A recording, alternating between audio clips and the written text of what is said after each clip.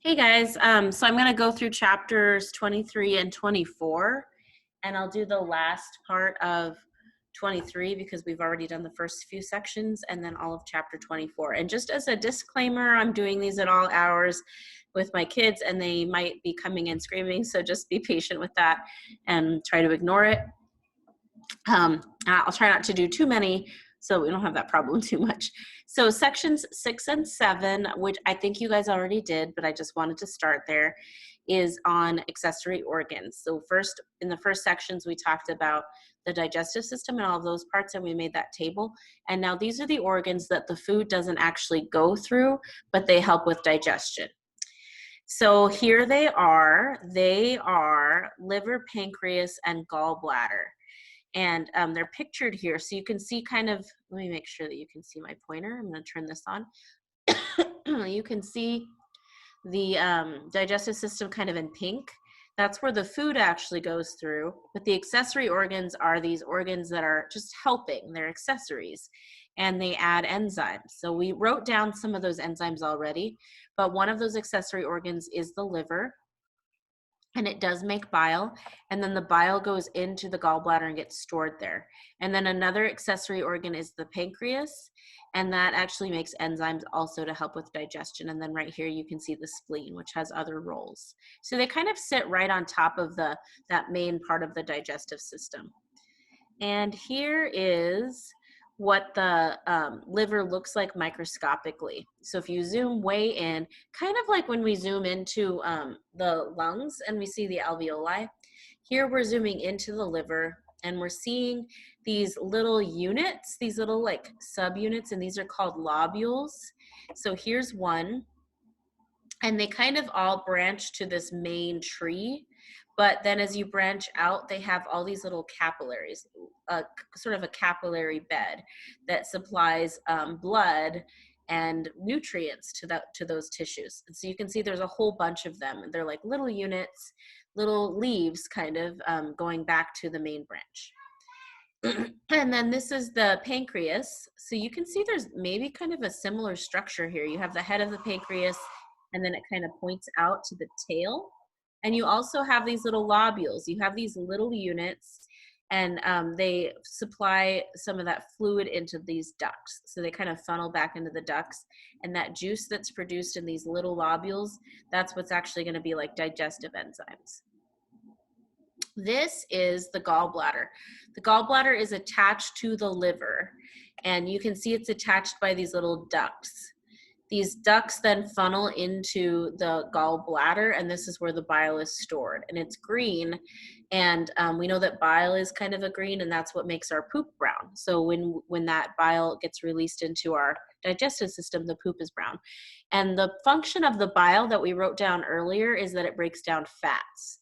So if you have a problem with your gallbladder, if you have to have it taken out, or if you have a blockage, sometimes the answer is to eat a diet that is lower in fat. So here is showing digestion and absorption throughout the whole system. And we wrote down some of this information, but let's just review it again. Here in the mouth where we start, we have mechanical and chemical digestion of carbs and fats. So we're chewing and we're adding saliva. Then the food moves down the esophagus through peristalsis into the stomach. And here we're getting churning and mixing of the stomach. So that's mechanical digestion. And then we also get chemical digestion from the proteins and fats. And some of the stuff here is absorbed. So we have alcohol and aspirin that can be absorbed in the stomach. And then you can see here where the liver and gallbladder lie right on top there of the small intestines. And then the pancreas is kind of off to the side. So here in the small intestine, which we measured, it's pretty long, 22 feet. Remember, we have those little villi, and then we have those little carpety microvilli. We do have mechanical digestion happening because it's pushing and doing peristalsis. And then we have chemical digestion of carbs, fats, polypeptides, which are proteins, and nucleic acids. So we have like all the enzymes that we already put in there along with some other ones, and they're all doing chemical digestion. And then that all gets absorbed through the small intestine. And then finally down here we have the large intestine, and remember that's where the water gets absorbed. So that's what prevents diarrhea if we're working correctly. And then we also absorb ions, minerals, vitamins, and organic molecules. And there's no chemical digestion here except for some bacteria. So that's kind of our overview and how those accessory organs tie in. And this is how these are actually broken down. So you start with starch. That's what we started with our cracker when we ate that cracker and didn't chew it. We have salivary amylase in our mouth. That's an enzyme that breaks down starch, and it's going to break them down into disaccharides. That's why it tasted sweet when you were chewing that cracker over time, when you were like letting it dissolve. And you could try this again if you have a cracker and you want to see that, how that sweet taste can form over time from your amylase breaking it down. And then your amylase breaks it down even further into monosaccharides. Monosaccharides are made, or disaccharides are made of 2 monosaccharides. All right, so then protein digestion starts in the stomach because we get pepsin in the stomach. And remember that for pepsin to work, it has to be in an acid. So that's why the pH of our stomach is so low. And that's the only time it'll work, is when it's that low. And then you have also protein digestion happening in the small intestine. And I think we wrote on that table that proteins get broken down into amino acids. So those are the subunits for proteins. That is important in your nutrition project. And then also I should mention here, I'm on the previous slide, carbs get broken down into monosaccharides. That's also a question on your nutrition project, which is your test. And here's a picture of that. So proteins get broken down into large polypeptides, which are just chunks of proteins by pepsin, and then shorter ones, and then finally amino acids. Okay. Now we have digestion and secretion of water. Most of the water is going to be taken out in your feces, but you can see here, this is absorption. So you can see here how many mils are absorbed at different points, and you can kind of track that. And then we do lose a little bit in our feces when we go to the bathroom, but hopefully we've absorbed as much as we need. Make sure you're drinking a lot of water through this time too. And then here's how lipids are absorbed, and that's another macromolecule. I'll talk more about that in 24. But lipids are broken down into smaller pieces too. So they're broken down into fatty acids is usually what we call them, and here they're showing them as micelles, which are a whole bunch of little phospholipids with those polar heads and nonpolar tails. And then they get broken down even further into phospholipids, and they go into our cells. All right, so that's the rest of that chapter. Now I'm going to switch over to 24. So we'll just roll this all together so you only have one video to deal with. This video, this PowerPoint will help you with your nutrition project, which I want to be the main purpose of this. I want that to be fun, something you can play with, try different recipes, and that's your test grade. So hopefully it's a fun test grade that you can work on over time. We'll get this one loaded. So first I did section 7, and then I'll go back to 2 through 6. I did section 7 first, so, which is nutrition. So you could start thinking about your nutrition project. Okay. Oh, what happened? These are the 6 nutrients that we need in our foods. And you've probably learned this before. This is all probably a good review. You do need proteins and carbs and fats. Those are the main ones that we look at. Proteins break down into amino acids. Carbs break down into monosaccharides, like I just showed you. And then fats break it down into fatty acids. Those are all the monomers of these polymers. Then we also need minerals, vitamins, and water. And you'll see, turn on my pointer again, you'll see these 5 on your nutrition project. I didn't put water in there, but I put the other 5. So you'll be analyzing all of those. And here's another view of that. And you could pause these and write some of these down. You'll need this information for your nutrition project. So we need to know that protein helps to build muscles and immune system. Carbs give you energy.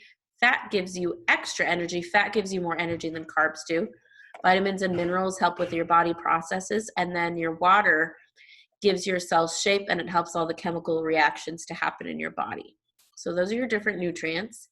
And this is what I based your nutrition project off of. You know how we used to have the food pyramid, and then we found out that was wrong. I don't know if that was even in your lifetime, but they used to put carbs at the very bottom, and it was the biggest part. It was like a pyramid. And the biggest part was carbs. And we know that's not a good idea now. That's not what we need to be eating. So this is a more balanced, this is currently what the FDA, I think, probably Food and Drug Administration has come out with a healthy diet. And so they're saying that we need like the same amount of vegetables as grains, and then the same amount of proteins and fruits. And this website here, which you guys have access to because you have the PowerPoint, this takes you to a video, hopefully, that you can watch later. I'll get in trouble if I try to put it in this YouTube thing. It'll Eating yell at me. healthy is important. Oh my gosh. The foods and drinks you So that's a video that kind of explains what we're talking about. So you can watch that.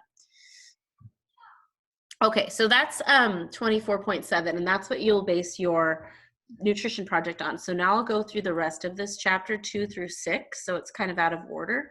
And this is just a quick overview of metabolism. Metabolism is not what we think it is. It's actually all the chemical reactions happening in your body. So this definition down here is actually really good. It's all the energy requiring reactions and all the energy consuming reactions in our bodies. So it's not really what we normally think of as metabolism, like a slow metabolism, fast metabolism. That's not really accurate. It's just all the chemical reactions happening in your body. And this is a cycle showing how ATP works. We learned about this last year, and there is a video that you can click on and watch. I can't play it in this video. But remember that ATP is like the energy currency of the cell. That's where our cells get energy that they use. And it cycles. So you have this ATP molecule that's made of adenine, a ribose, and then 3 phosphates.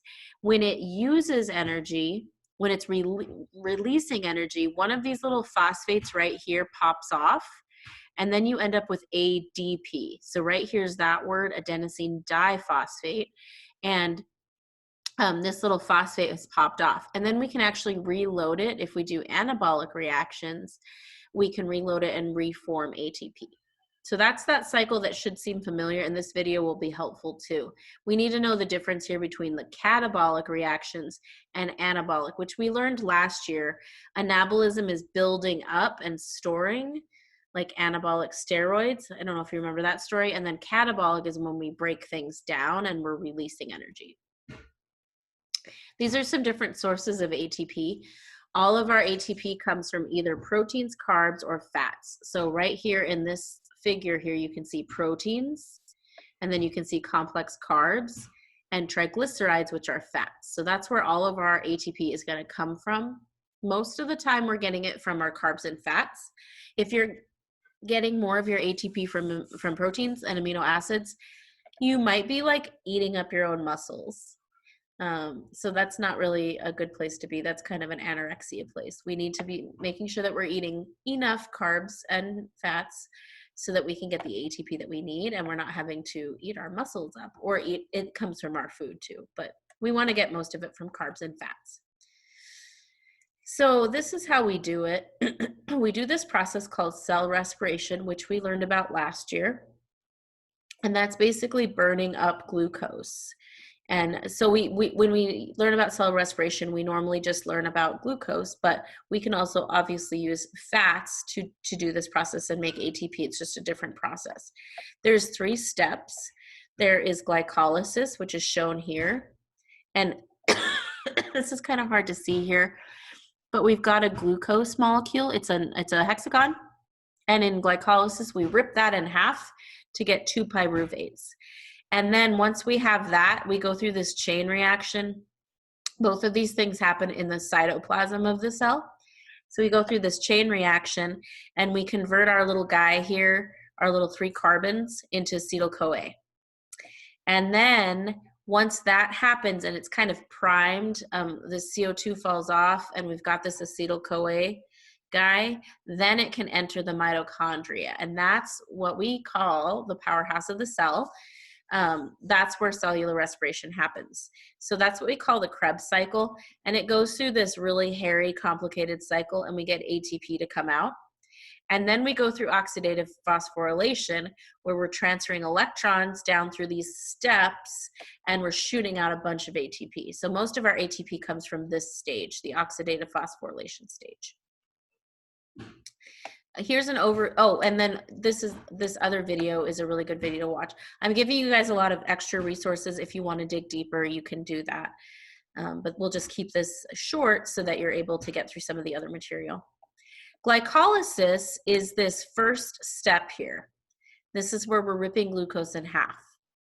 So this is a very detailed version of that, but as you can see here, we start with a glucose molecule, which is a hexagon of 6 carbons, and then we just rip it in half.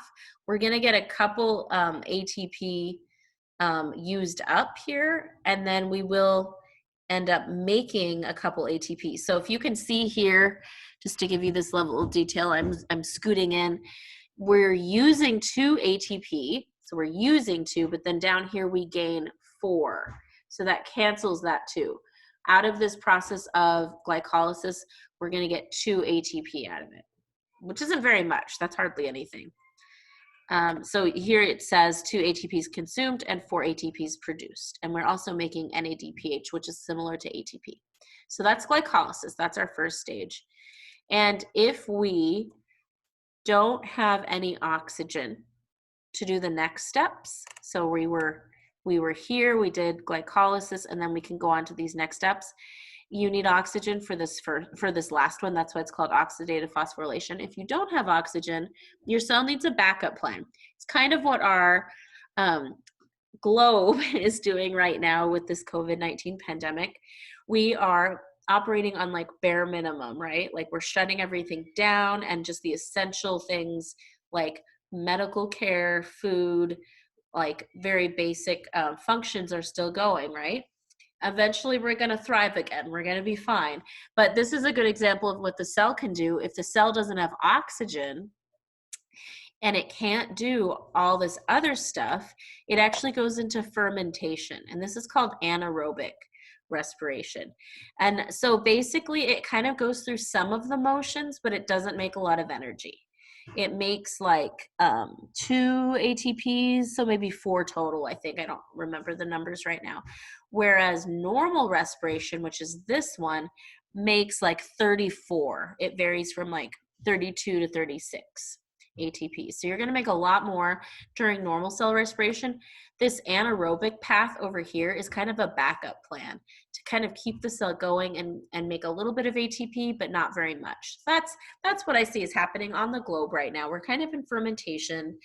We're not making money. We're not thriving right now. This is just our backup plan so we can survive through this together.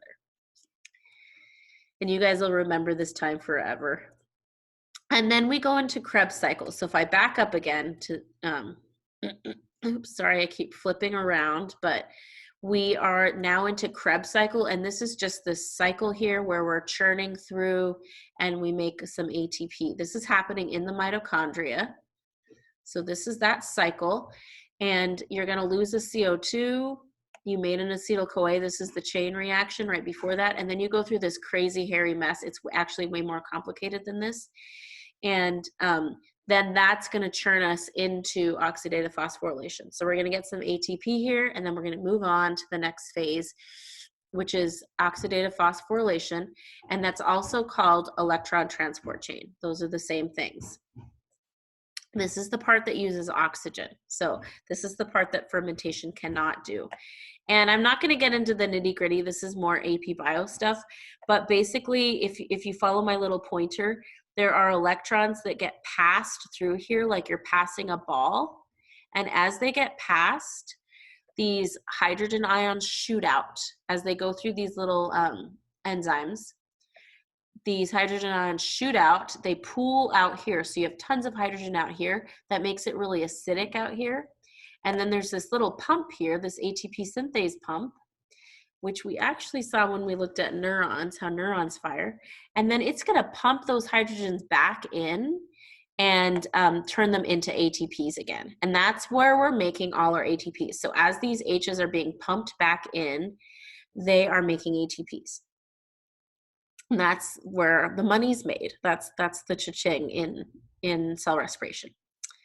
Okay, so in this, we looked at how carbs, glucose, are used to make ATP, and we make 36 per glucose molecule, which is a ton.